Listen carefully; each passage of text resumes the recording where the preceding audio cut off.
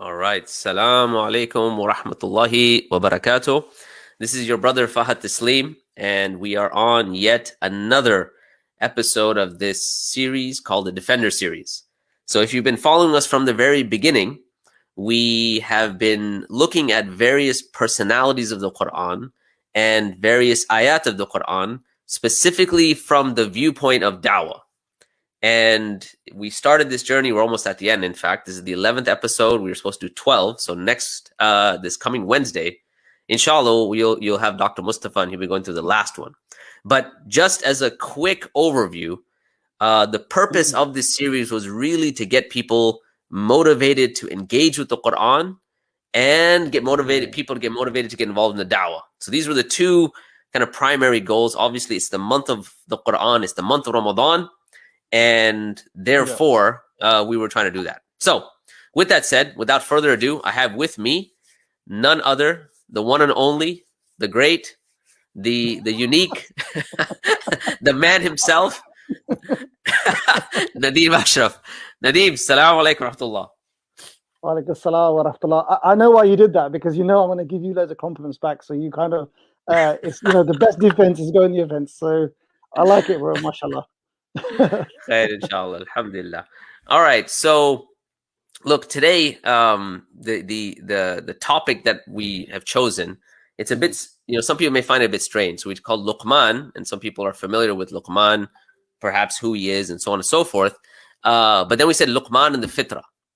So before we dive into the ayah or group of ayat I wanted to focus on, tell me a little bit in your experience when it comes to the da'wah, when it comes to regular one-on-one conversation, your understanding of the fitrah, or I guess you could say how did you view your understanding of fitrah before, and then later on when we started to kind of engage in the fitrah more, how did that help your da'wah in any ways, or did it help your da'wah at all, or is it just the same?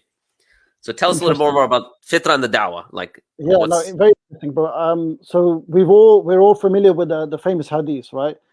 Which is every child is born upon the fitrah, and it's their parents that bring them up to Magian, Christian, or whatever. And I think there's some scholars say they explain it as society as well, so define it as society. So you can apply that everywhere. We've all heard that, but the thing about da'wah, bro, and when you're not involved in the da'wah, when you listen to the hadith, it's like a passing information. It's just something interesting. It's like what I call an eyebrow moment, like a fleeting moment and gone.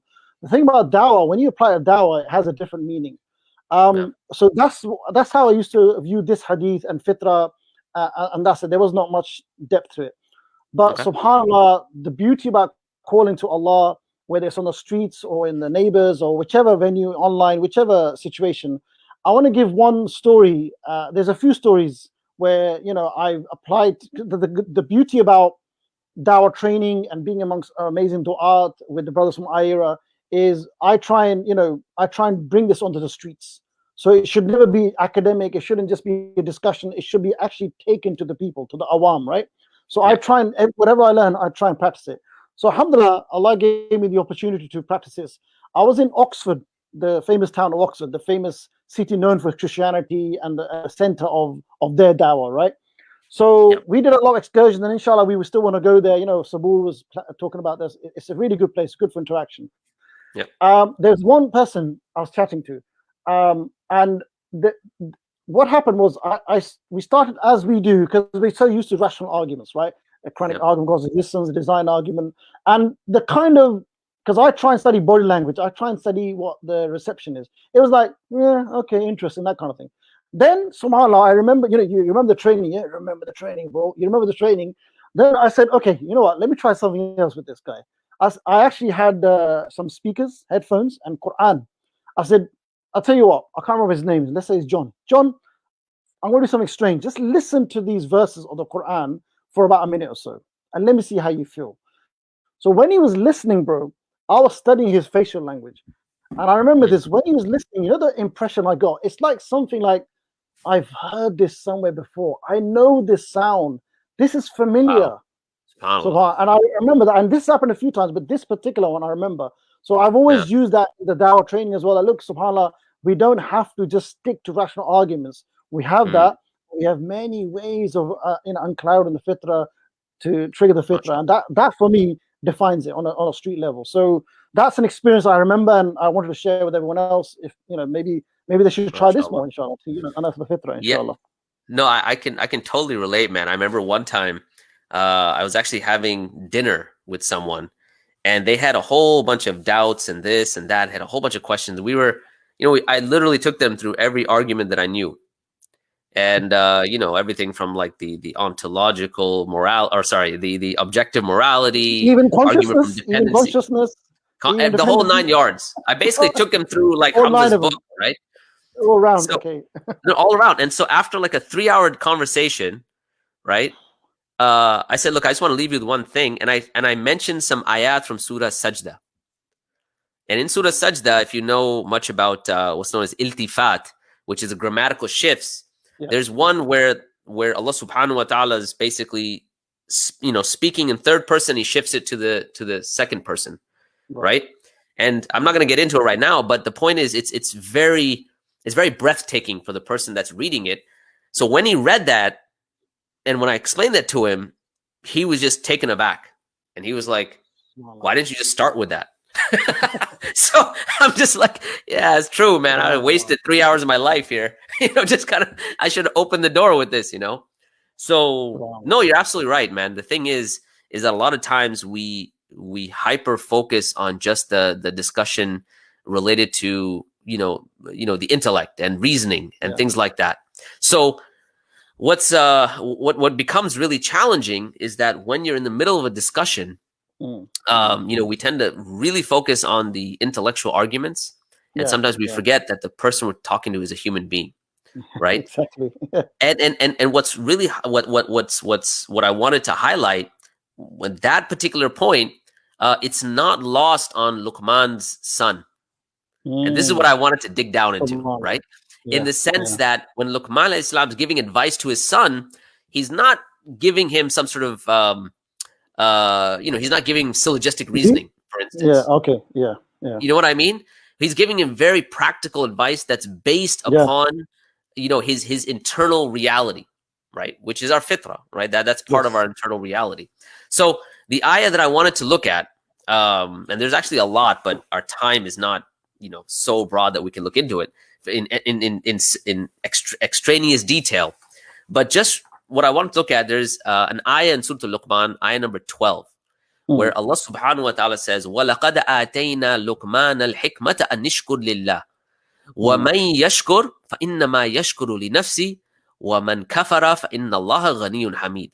So indeed we blessed Luqman with wisdom, saying, and this saying isn't really in the actual, but we understand it, be grateful to Allah.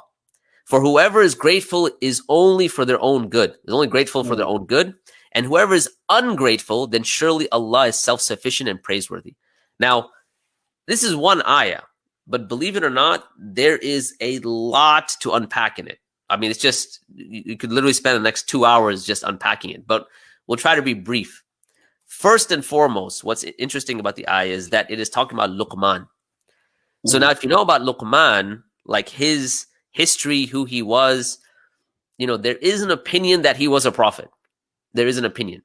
Yeah. But I think that opinion, most people don't really accept it, right? For a number of reasons. First, if you look later on when he gives advice to his son, right? وَإِذْ قَالَ لُقْمَانُ لِإِبْنِهِ وَهُوَ يَعِظُهُ يَا بُنَيَّ لَا تُشْرِكْ بِاللَّهِ. Okay? And you look at the entire scope of the advice, he doesn't say that, worship Allah, don't do shirk with Allah, so on and so forth, and I am a messenger, and therefore follow me, right? Which, if you think about it, any prophet, any messenger, it's incumbent upon them to mention that, right? Similarly, he doesn't say, follow the messengers. So from this, you get two pieces of evidence here, right? One piece of evidence is that he himself was not a prophet. Second, he was not a companion of a prophet, right? And yet Allah subhanahu wa ta'ala says he gave him hikmah. You know what I mean? So here's a person who's from the best of our knowledge and us putting all this together, he's not a prophet and he's not a follower of a prophet. So now, what does it mean that Allah gave him hikmah? First of all, what do we mean by the term hikmah in general? Typically, it's translated as wisdom. Yeah. But Nadeem, when you think of wisdom, what do you think of? What comes to mind? What's the first thing that comes to mind? Old Baba, old man, old uncle, giving you, do this, do that, and in my time, give stories. Yeah. So this is the wise old guy, basically. Okay. So basically someone like me, in other words, right? Just an old man. No, I'm kidding. I'm older than you, so it's okay, bro. Really? No, I don't think so. 44. Yeah, no, I'm older than you, man. Okay. Okay. We'll leave it at that. How old I am, that's besides the issue. Okay. But you have wisdom. That's the main thing. Well, I don't know about that. I'm just saying the old man part I might have. I don't know about the wisdom. Allahu alam. You're a Hakim, not without the hikmah, yeah? Yeah, maybe. Yeah, I'm the Nakli Hakim. Anyway, so the term hikmah it's really interesting because what we can do is we can juxtapose the term hikmah with the term we know about, which is philosophy. Okay. Now, philosophy literally translated, like the etymological root of the word, comes from philo and Sophia. So philo is the love of, and Sophia is wisdom. Right. So so there's some sort of a loose connection between the concept of what we in English we call wisdom and philosophy. Now, the issue is that, however, philosophy specifically focuses on areas that are related to the aql, the mind, right? The intellect. Okay. Yeah. Now, the intellect itself, however, it can only take you so far. In other words, you can never come to absolute certainty just by the intellect. Does that make sense? Yes. Okay. Because what is the function of the intellect? The intellect is to question and then ask for dalil, right? What's the proof? What's the proof? Now, the problem is that intellectually you can question literally everything and ask for a proof, right? But if you keep on, like, there is no, as they say, there's no theorem that's infinitely defendable. You can't say because this forever. Yeah. There has to be a stopping point, right? Yeah. And so what philosophy does is that it gives you, like, it almost hyper focuses on the intellect. But the problem is that it cannot get you to a point of absolute certainty, right? Because the logical conclusion of taking philosophy to the end would be basically skepticism, right? And I'm going to say, even when it comes to all of the arguments that's related to, let's say, the existence of Allah, right? So you have the cosmological argument, the teleological argument, the ontological argument, whatever it may be, right? When those arguments are only here and it's just your mind is turning, eventually you can convince yourself of anything by way of your intellect, right? Aise Urdu mein kehte hain ki akal karaya ka vakil hai, right? That in Urdu they say the intellect is a hired lawyer. So whatever case it's going to make, hired gun, basically. So whatever case you want it to make, it'll make. So if the case is dependent upon your desires, right? We all have desires. Right now I'm fasting, so there's a desire to eat, and so on and so forth, right? But we control those desires. Anyhow, yes.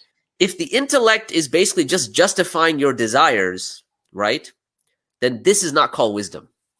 Think about it for a second. Like when a young kid just does whatever he wants to do, he's not wise. No one says, "Oh, that's a why." If a person just succumbs to their desires, and that's it, that's not wisdom, right? In any sort of milieu, any sort of culture. Like, can you think of a culture where a person who submits to their desires is considered wise? No. Like off the top of your head, any British culture, American, any culture. No, right? No, absolutely no. Because, absolutely not. Look, I've just in my conversations, again, just to give it a quick practical, people ask, what my, because I say, look, there was a story. I wasn't always practicing. I wasn't always aware of Allah. I was a Muslim only because my parents were Muslim. I was Muslim because my parents told me to pray and that kind of thing. But when something happened, when you go through situations in life, and it makes you think about life, you ask the big questions: where'd you come from? What's going to happen if you die, etc., etc. Then people ask, what really were you? And I always say this line: I say I was a slave to my desires. Whatever my desire tell me, I'll do it. And that led to a lot of chaos. So I can really appreciate that point from that point of view. Yeah, no. And that's true, man. The thing is that if we're people that are just following our desires, right? Yeah. And even the intellect is the one that's justifying those desires, then that would be the furthest thing from wisdom, right? Yes. And then you use your intellect to justify that, right? I mean, look, we do this all the time anyway. Someone gives us a fatwa we don't like. What do? We go look for another fatwa, right? Sheikh so-and-so, I finally found it. Okay, he said it's halal, now I can do it, right? What are you doing? Your intellect apparently you can find a weak opinion for anything. You can almost of course. Islam is so vast, our fiqh and jurisprudence is so vast. You can find that for your one, but you're justifying your own desires. Really, are you really doing for the sake of Allah? But that's the question. Dude. My son came to me and said that. He said, "What did he say?" He said, "Hey, Baba, do I have to have wudu before I pray?" And I said, "Yeah, of course you do." He's like, there must be a difference of opinion somewhere. Is that the same son with inference and the crisps? And I still remember that story. No, that's a different one. This is the younger one. This is the one who's I don't know what he was, but anyway. But this is the one younger than him. So he was asking. I remember that son. I always remember that son. That story you gave in Dawah training in 2017. That story of how to show inference to the best explanation. That was Alhamdulillah. Still stuck, bro. Alhamdulillah, man. That's the beauty. Alhamdulillah. So, okay, so philosophy and wisdom are two very different things. Now, when we think about the term hikmah, linguistically, it comes from hakama yahkamu, right? Like to judge. Now, the thing about a judgment is that a judgment is basically taking certain things and putting them in their correct places, right? And based on that, you need to have a basis in reality. Okay. So when you understand truth as it really is, then you can make a correct moral decision about something, right? Only when you know what truth really is.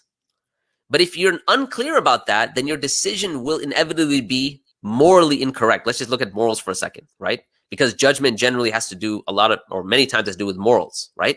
So therefore, the idea is that hikmah and truth have to be tied together somehow.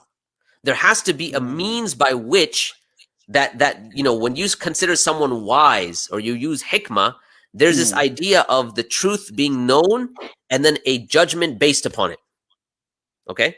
So in other words, when something is morally incorrect, there's some that it's based on all of the facts. So the more facts you have, then you have a judgment.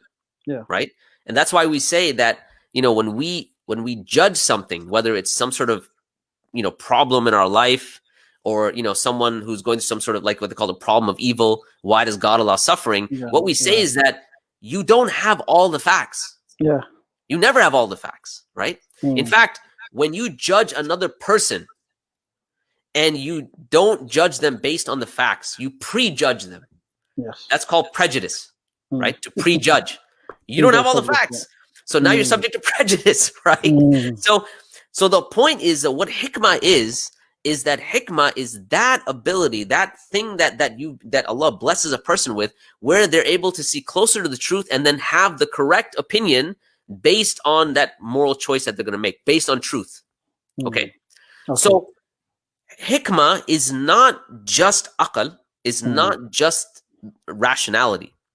And but it's not just lots of knowledge either, because I think just lots and lots of knowledge. Right, exactly. It's not just a collection of facts, right? Yeah, it's not information. Facts, there has to be something that's more than just facts and more than just your rationale, right? Because like we said, look, if it was only rationale, how many intelligent people disagree? People smarter than you and me. Like, this was Imam al-Ghazali's issue. He said, when he was in Munqidh min al-Dalal, right? He has a book where he's talking about his own skepticism and things like that. And he says that, if the thing is that you have some very intelligent people and they're known to be very intelligent, but they disagree. So then how can a person come to yaqeen just by just say, okay, it's only the intellect. Otherwise, everyone, intelligent people would agree, but even intelligent people don't agree. So the idea is when we talk about hikmah, it's not just the intellect. Philosophy focuses, and you can say hyper focuses on the intellect. Okay. So when it comes to philosophizing things, you can philosophize about all sorts of things. Yeah. But it never gets you to a point of certainty, and perhaps it gets you to the truth in some form or fashion. But you can keep on questioning, and you can eventually come to the point where you doubt everything. Okay? So coming back to hikmah. Hikmah, in order for there to be hikmah, you have to have a sound rationality. And this is the point, if anyone's taking home a point from this particular series, or not series, but today's section. Yeah. It's that hikmah is looking at things with a sound intellect, with appropriate thinking, combined with a pure fitrah. Think about that for a second. When your fitrah is pure, when you're closer to Allah, now you are closer to the truth in terms of what is correct and what is incorrect. Right? When your fitrah is clear, you don't have ego in front of your fitrah, let's say. You don't have anything, desires. You don't have any sort of other sins. Now, when you're looking at a certain issue, you're looking at it based on your rationality, which is based upon the fitrah. You have both. So we can say that hikmah is a pure fitrah or a clean fitrah combined with a sound aql, the sound intellect, right? And that's where you get wisdom. Does that make sense so far? Yeah. Okay. Yeah. So now we have a somewhat clear understanding of hikmah related to philosophy. Now the question is the rest of the ayah. وَلَقَدْ آتَيْنَا لُقْمَانَ الْحِكْمَةِ. So Luqman is given hikmah. So what we see is that hikmah, in fact, is, in a sense, it's given to a person, right? Yeah. And that's why in Surah Al-Baqarah, Allah subhanahu wa ta'ala says, for the one who's given hikmah, I'm actually forgetting the ayah, but the one who's not equal to not those of knowledge, we're not equal to no. That's هل يستوي الذين يعلمون والذين That's not that one. But it's وَمَن يَأْتِ حِكْمَةً. Whoever is given wisdom, he is given خَيْرٌ كَثِير. He's given a great goodness. Okay? But notice it's given to a person. Right? So that's why when people say like, oh, that person, he's not old enough to be wise, because it comes with age, right? And if he happens to be wise at a young age, it's fadl min Allah, right? Yeah, it's a blessing. Okay? Yeah. It's a blessing. Now, what's really interesting is that every single prophet that comes, Allah gives them hikmah, right? So when you look at the Quran, you look at Musa, that we gave him hukmah wa ilma. He gave him knowledge and hikmah, right? You look at Yusuf alayhi salam, we gave him hukmah wa ilma, we gave him knowledge and wisdom. And that's why when you see the interpretation in the Quran about that what is the job of the prophets, right? وَيُعَلِّمُهُمُ الْكِتَابَ وَالْحِكْمَةِ, that they're there to teach you the book and the hikmah. The book is considered the Quran, the hikmah is considered what? Generally interpreted as the sunnah. Yeah. Why? Because the sunnah is going to tell you what's correct, what's not correct. So the Quran gives you that, but the sunnah is the thing that's going to give you that extra ability to see what is true and then make a judgment upon it, right? And that's why the sunnah is so important, right? When it comes to like understanding the Quran and our worldview. Okay, so that's fine. We understand hikmah. Luqman is given hikmah by Allah. And then, but what is the next thing that's attached to it? وَلَقَدْ آتَيْنَا لُقْمَانَ الْحِكْمَةِ أَنْ نِشْكُرْ لِلَّهِ. That he's given hikmah and by saying, be grateful to Allah. So here's the question. Why did Allah subhanahu wa ta'ala mention shukr? First of all, what is shukr? Gratitude. Gratitude. Translated. Yeah. Right. And so if you speak Urdu, you know this as well, right? Kisi ka shukriya ada karna, right? Whatever it might be. So you understand the concept shukr. We understand that it's to be grateful. Okay. So Nadeem, here's a question. Is shukr, is gratitude a concept that is aqli or is it fitri? In other words, is it a rational concept or is it a fitri concept that's part of your internal constitution, your fitra? What would you think? I would say it's natural. It's fitra. It's something that we are built with this. We need to give gratitude to something. So and that's the discussion. Who do we give out gratitude to? And obviously, ultimate is to Allah. So fitra. Right. Absolutely. And I would agree. In fact, if you try to rationalize it, you might even come to the opposite conclusion. Like someone does a favor for you, why do you necessarily feel indebted? Like why? He did it. He opened the door for you. Okay, khalas. Why is it that in every single language there's a word for gratitude or for saying thank you? Shukriya, shukran, gracias, thank you, thanks, whatever, right? I don't know how you guys say it in the UK, but you know, cheers, right? Cheers. Every single language has it. But if you think about it, why is it necessary for me to say that? Why is it like it's not? There's no sort of intellectual, rational necessity. So it's purely a fitri concept, right? So this term shukr, it's really interesting. Like linguistically, you know, there's a concept of ain al-shakra, like the boiling spring. Okay. Now what happens is that when someone does something for you, this natural feeling boils up from inside.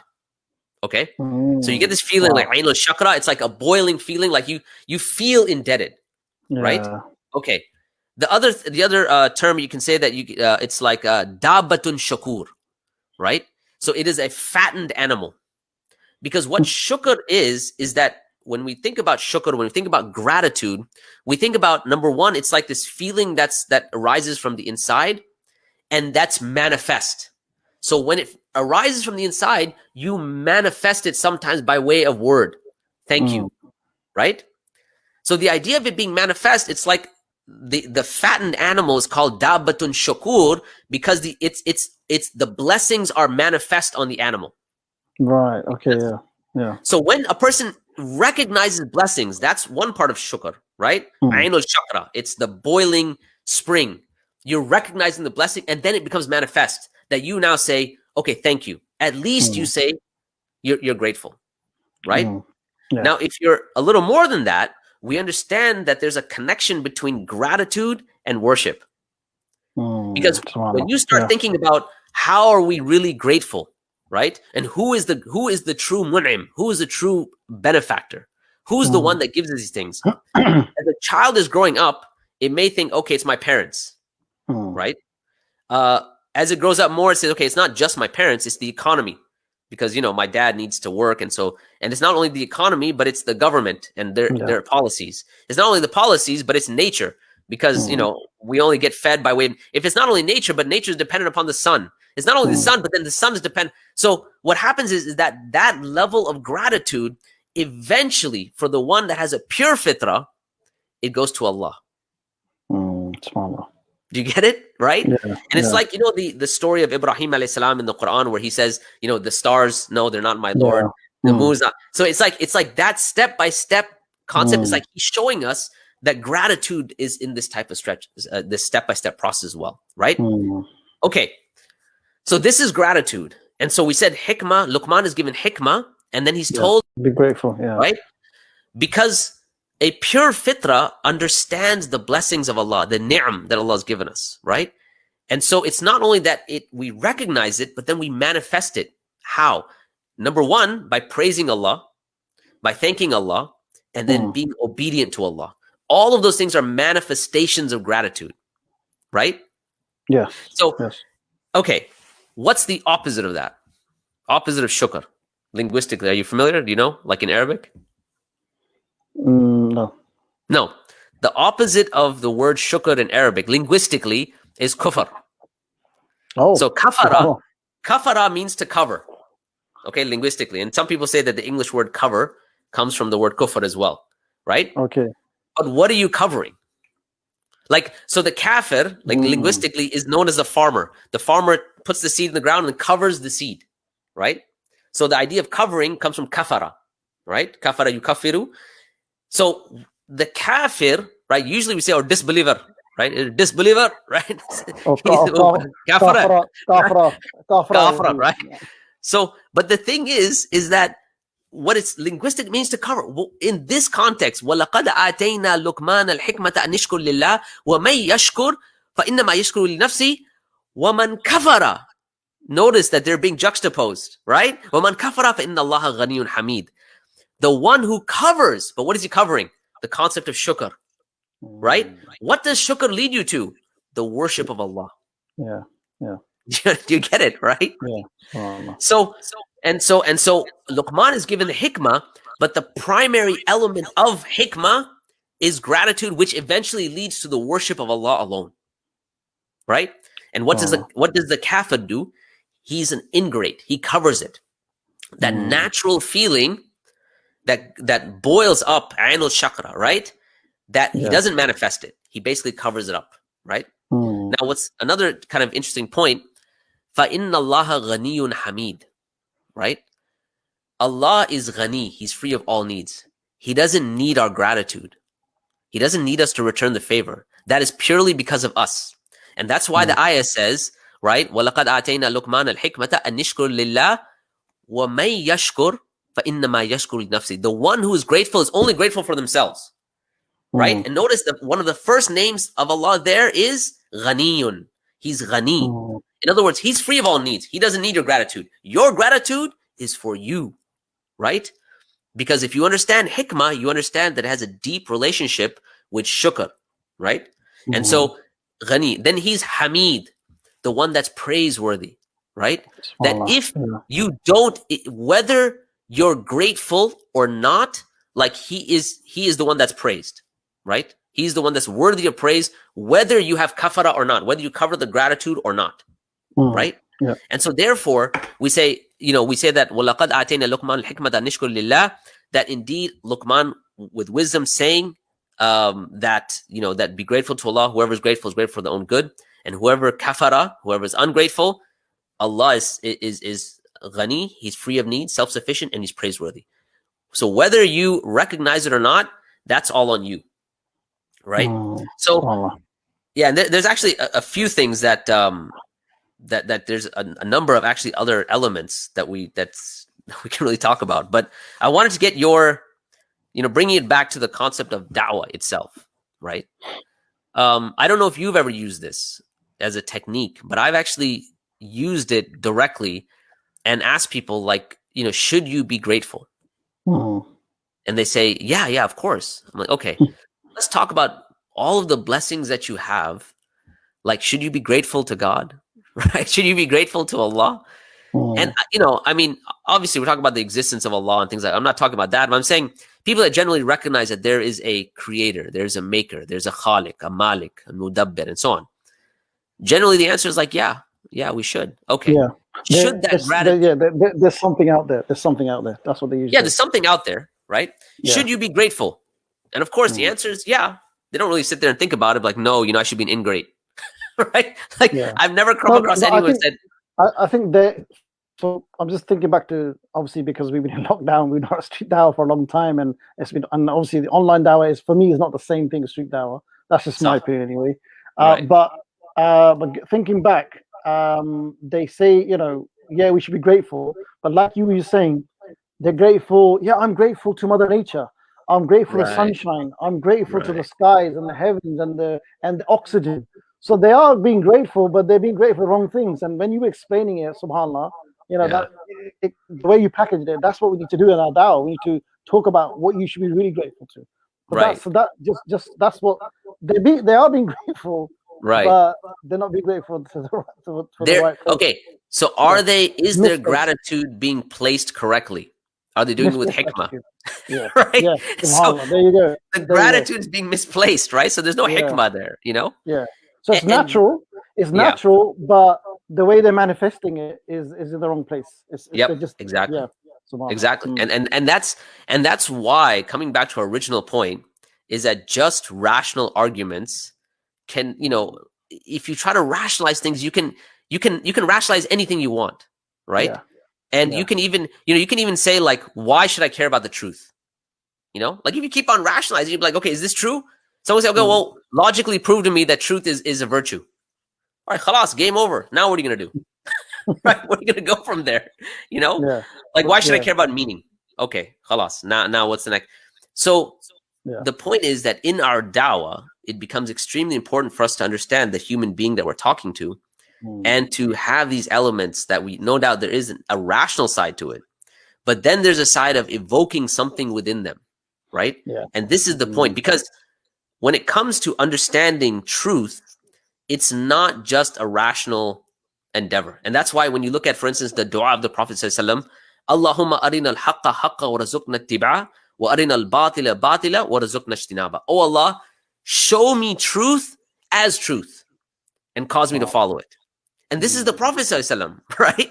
So if truth was just, I'm going to think about it and bam, I've got it, then why would the Prophet sallallahu alaihi wasallam make dua for Allah to show him the truth as truth, right? You know the ayah you were mentioning a few minutes ago, هل يستوي الذين يعلمون, like, are those who know equal to those who do not know? Yeah. Everyone quotes that ayah. Yeah. That's not the entire quote. You know that? Wow. What comes, that's not even the whole ayah. Like, it's only a part of the ayah. What comes before that is where Allah subhanahu wa ta'ala says that are the ones who pray at night, right? Who are the ones who stand qiyaman wa sajidan, right? They stand up, they prostrate, yahduru al-akhirah. They hope for the akhirah, or sorry, they long for the akhirah, wa yarju rahmat rabbi, and they seek the rahmah, the hope mercy. For the mercy of Allah. Are those equal to those who do not? So notice there's all of these spiritual acts that come before, and then Allah says, هل يستوي الذين يعلمون والذين لا يعلمون, right? Are the ones who know like those who don't know. Meaning that there's a spiritual reality to the human being and there's an intellectual reality to the human being, and we take them together when we're calling people to Islam. Yeah. 100%. Do you agree with that? Absolutely, bro. And you know what? I do want to add here that, you know, you mentioned, like, when you're speaking to someone, and I remember, you know, in our training, we use this really good image, robot. That, you know, human beings are not a robot. You don't just put an intellectual or a rational argument, you input it, and then voila, the robot will say ashhadu alla. It's not gonna happen like that, right? Right. Yeah. It's not gonna. And but the thing is, though, I always argue, and this is my kind of take on this, because, you know, alhamdulillah, the brothers who are watching, inshallah, they can maybe learn from it. That you just alluded to as well. You gotta, you know, evoke sort of emotions from the person, but the thing is, you won't be able to do that until you get to know them.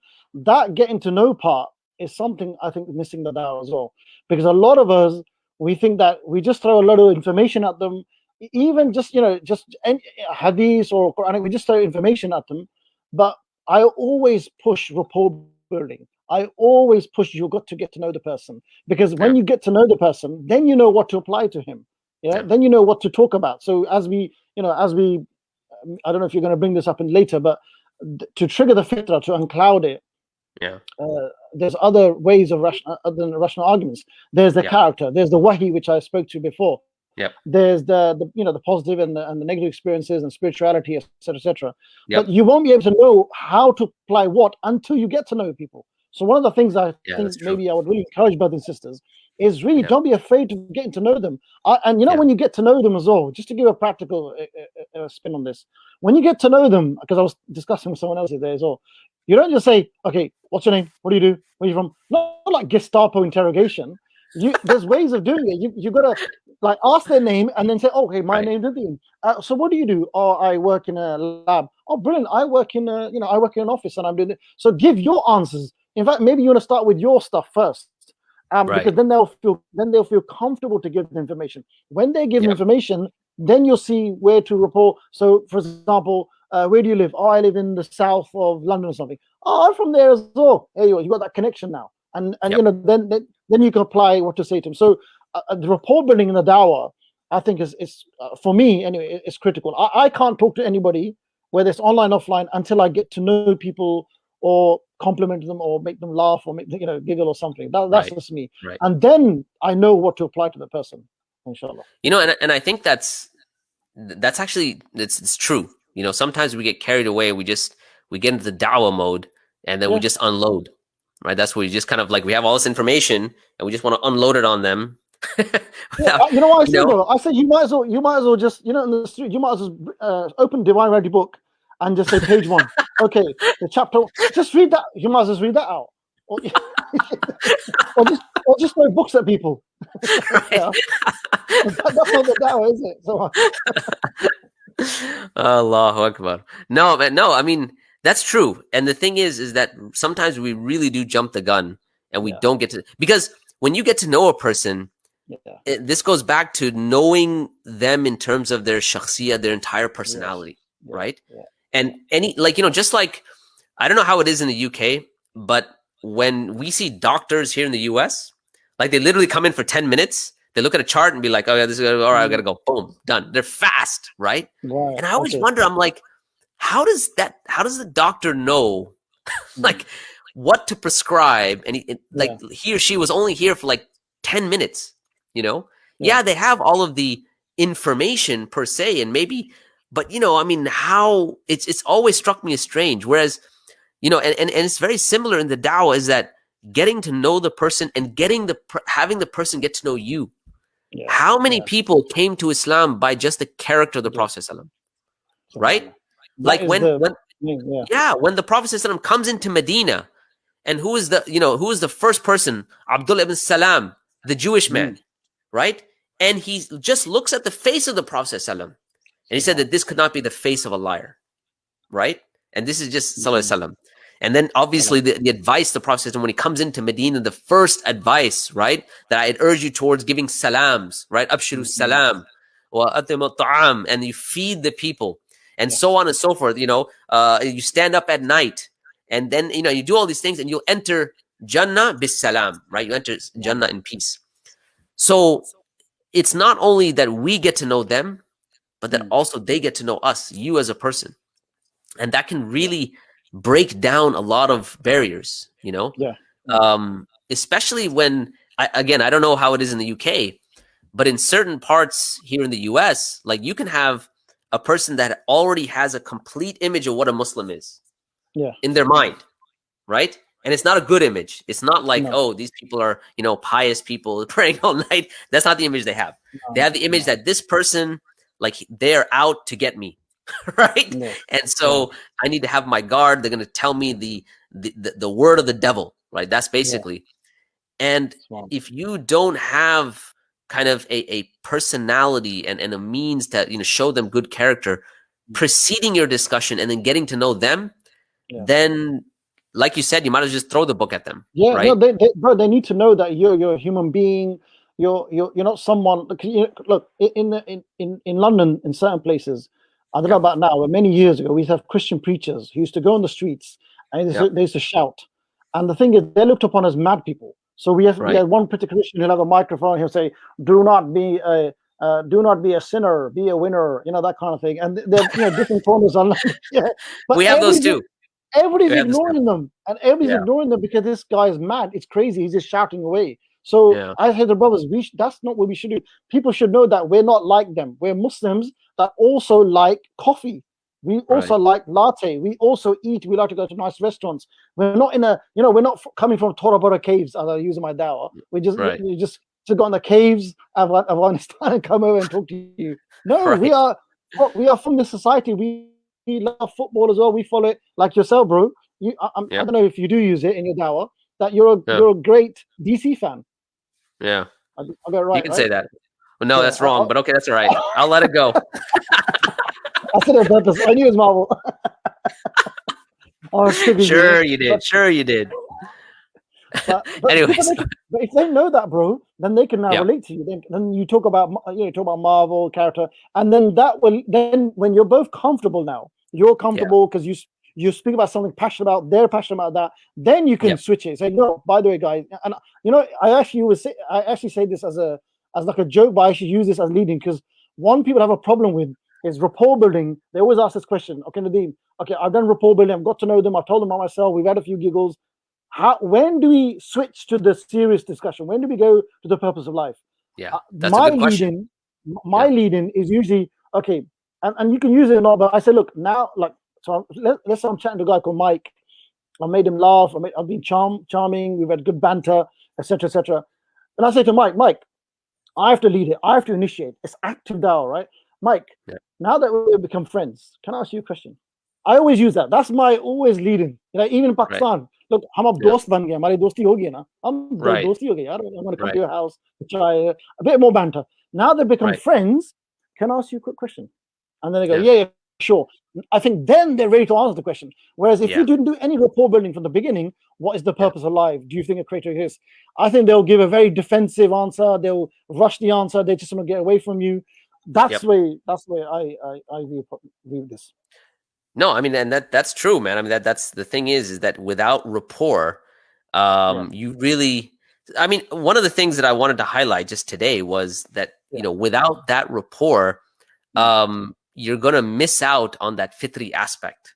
Absolutely. Right? Absolutely. That deeper kind of like, you know, you can say in a sense, spiritual aspect of your dawah, which without 100%. that, I mean, how are you going to now guide the person? Right. Yeah. And so, you know, I mean, I want to give one example on that, right? Just to go for it. re-emphasize it, because I'm sure, because this is actually a very good stream, because a lot of brothers and sisters, they are overwhelmingly reliant on rational arguments.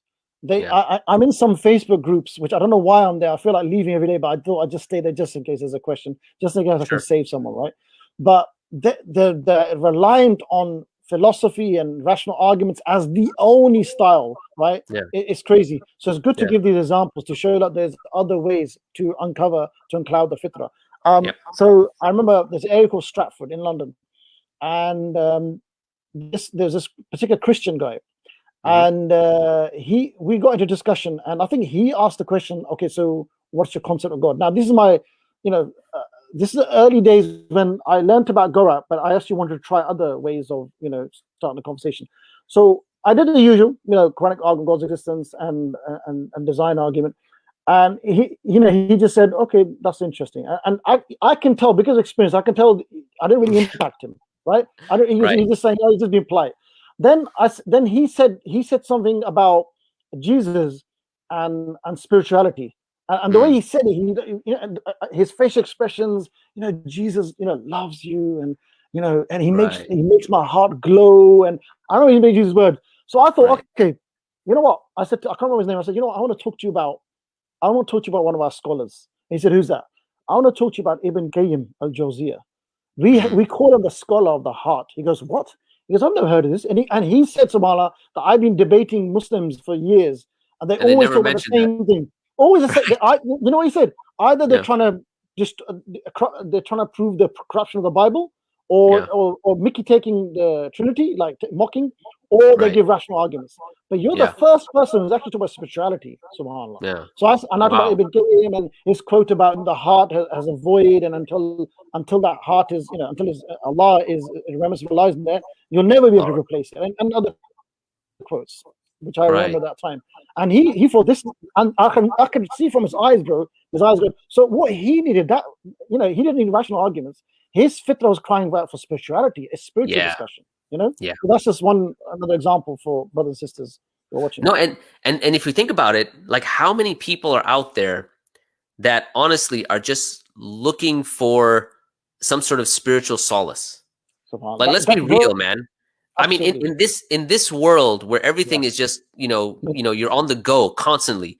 You're in a rat race. You're constantly trying to get up the corporate ladder or whatever it might be.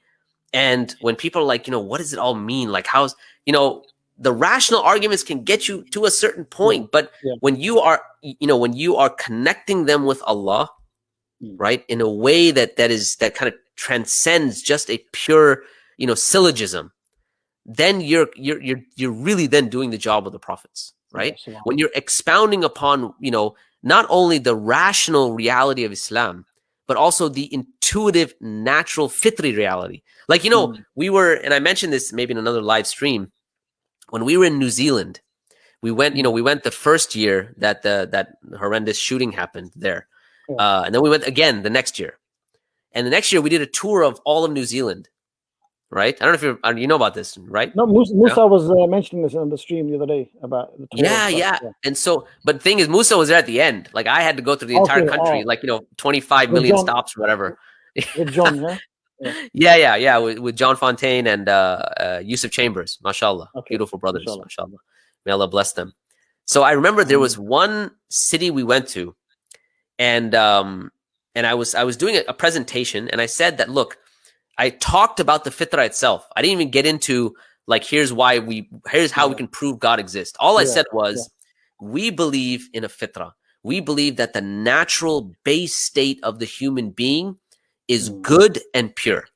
Yes. So we don't believe in original sin. We don't believe that yes, we believe Adam sinned, but we believe that Allah is so merciful that he taught Adam how to ask for forgiveness. And then Adam asked for forgiveness, right?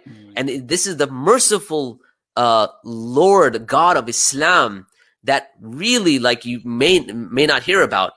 But from there, we say that every human is born in a state of innocence and in a state of purity, right? And then I remember mentioning something about when you see a little baby, you always think intuitively that innocent little child, that innocent baby, right? You never think, that sinful little rat, right? You never, it doesn't come to you like that, right?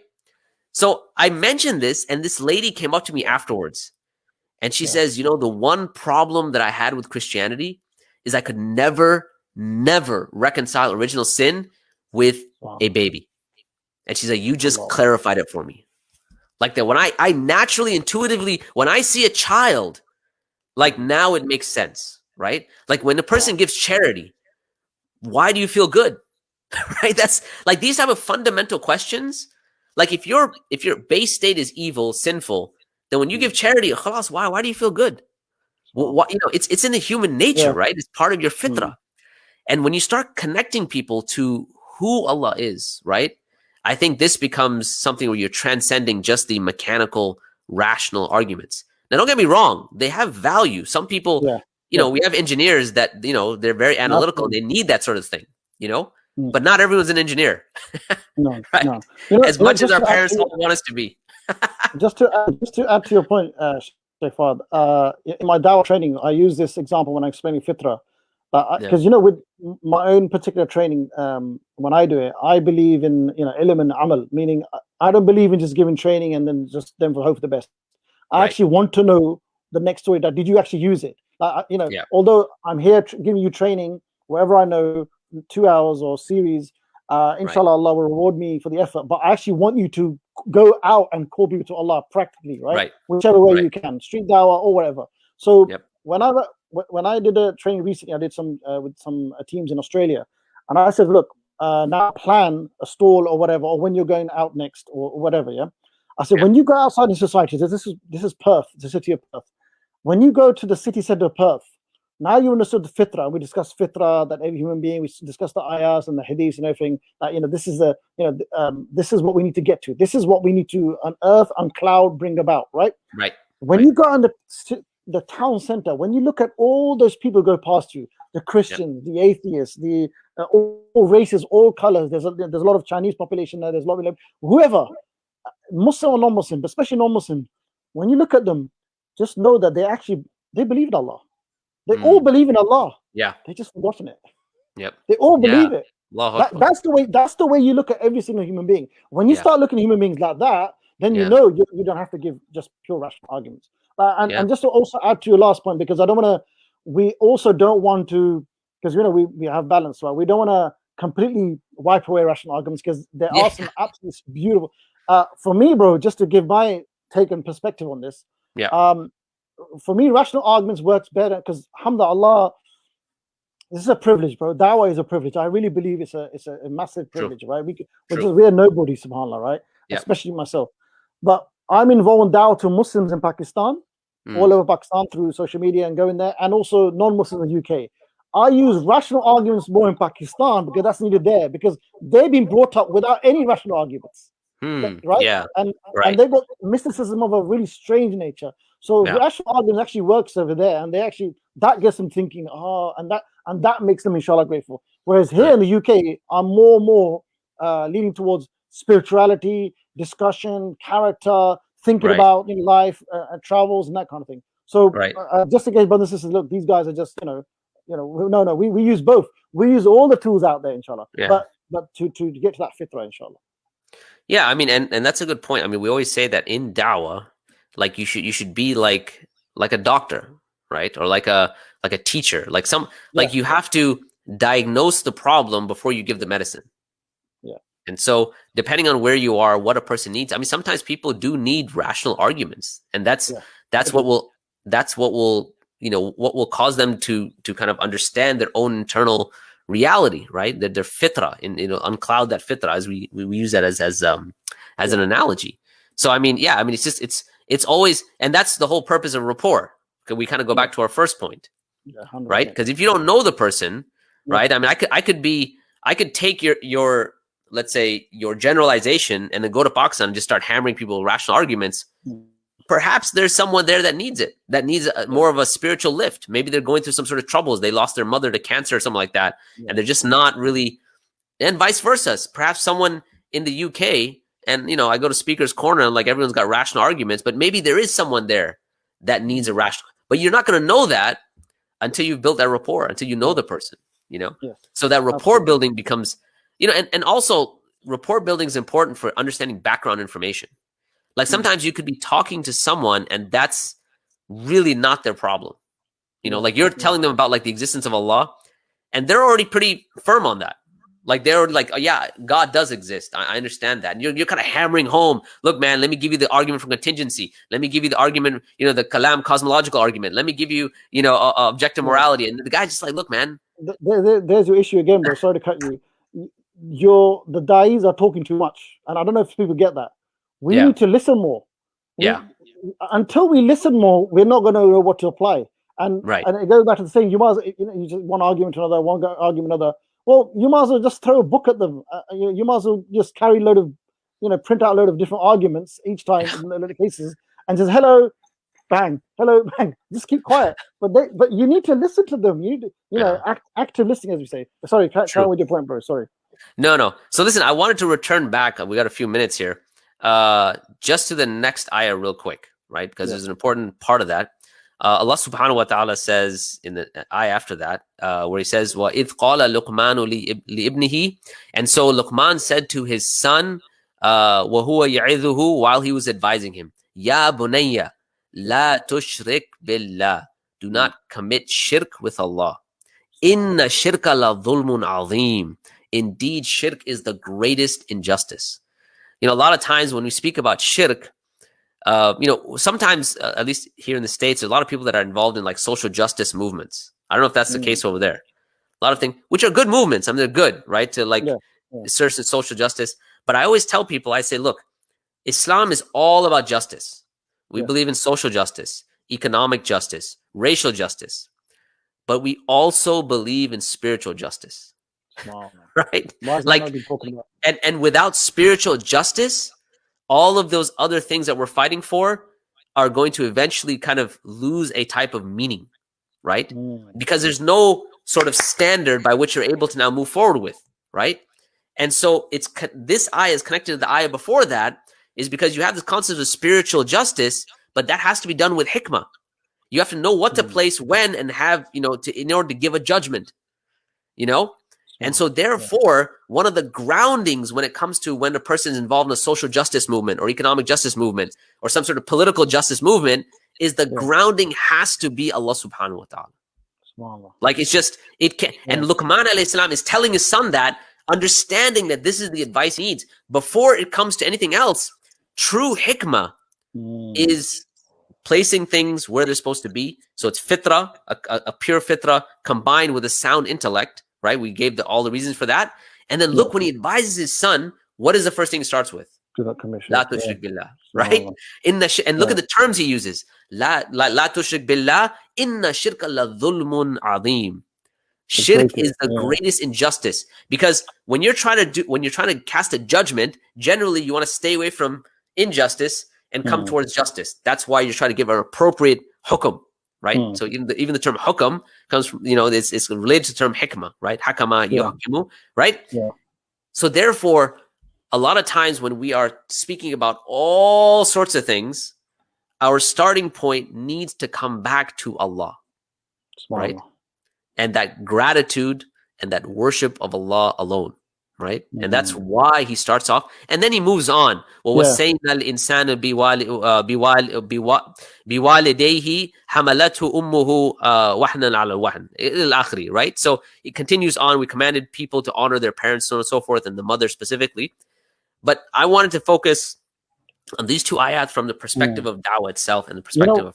You know what's really interesting, bro, because we know the story by, subhanAllah, you know, this is injustice from our part, because we understand Laqman al-Hakim, a story that he, you know, he taught many things, like enjoy the good, forbid the evil. He taught things like, you know, practicals, like how you, when you speak to people, face them, you know, don't walk arrogantly, all these things. But subhanAllah, the way you, and you know, may Allah reward you for bringing up these ayah, because they don't focus on these things.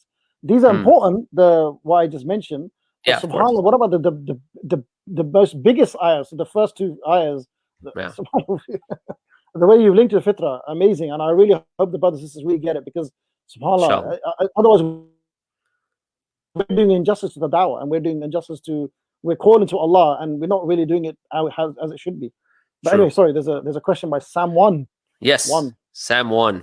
So we don't really have too much time for questions, by the way. We're going a bit over. Oh, but he asked, so I wanted to... Stream, yeah? Okay. What's that? This is not that kind of stream. No, it's not, because it's just we have to limit the time, so we can't just keep on, you know. It's more of a halakah, mashallah. Yeah, kind of, alhamdulillah. But I wanted to at least take Sam 1's question.